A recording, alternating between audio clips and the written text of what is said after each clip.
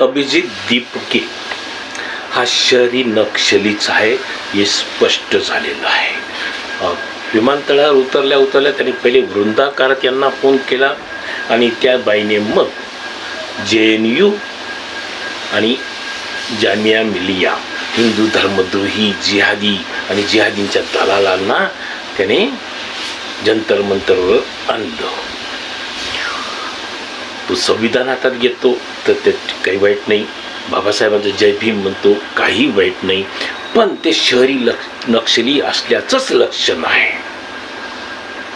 इथे विषय होता नीट परीक्षेतील गोंधळाचा, पण त्याने तिथे हिंदू मुसलमान शब्द घुसवला, म्हणजेच तो जिहादींचा दलाल आहे आणि हिंदू विरोधी आहे हे उघड स्पष्ट झालं.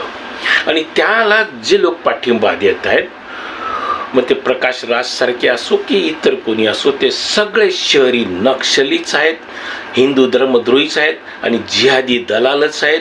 आणि म्हणून दुसरी अपेक्षा तुम्ही काही करण्यात अर्थ येईल.